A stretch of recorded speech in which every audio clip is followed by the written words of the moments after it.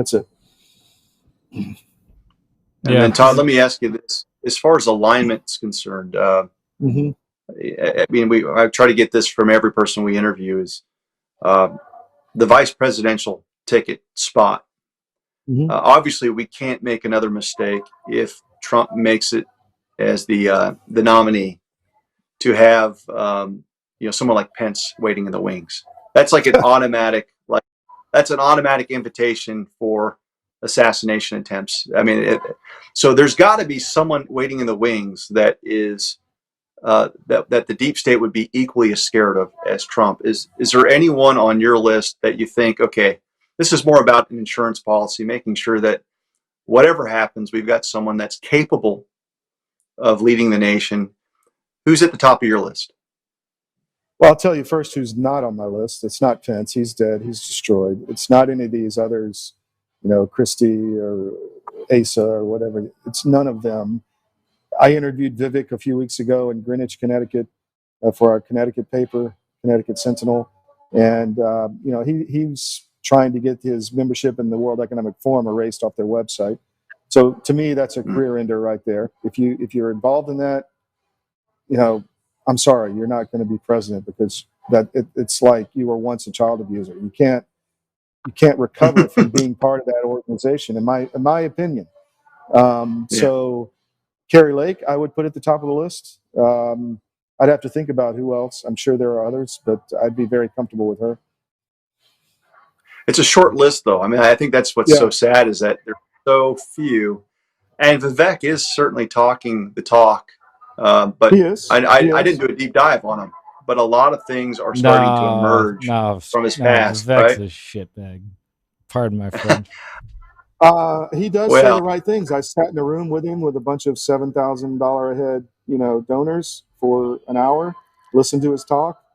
Then we interviewed him. What he says is spot on. I like what he says, but I can't trust what anybody says anymore. And so there is no benefit of the doubt anymore. So if you're part of the World Economic Forum, you can't be my president, in my opinion. You won't get my support, and you won't get my media network support. So that's just that.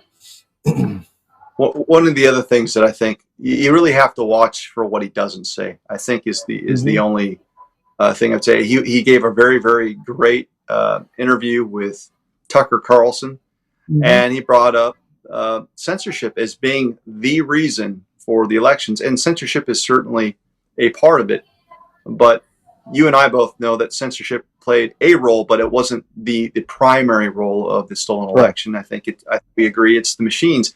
And again, you've got someone that will dance around the edges, much like Ben Shapiro.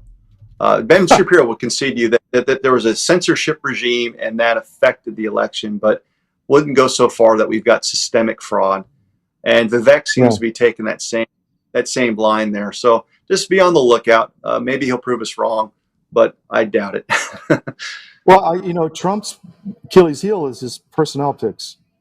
So why is Lindsey Graham, why is MTG still hanging out around him? I don't know if they are today, but they have in the recent past. Why is that? What MTG is doing in Georgia is, in my opinion, extremely duplicitous. She voted for all this stuff in Congress.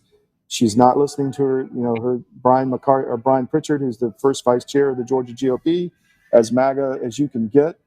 He, said, I'm done with her yesterday. She's not listening to anyone in the county. She only wants to talk to McCarthy, and that's not okay. So, another one bites the dust.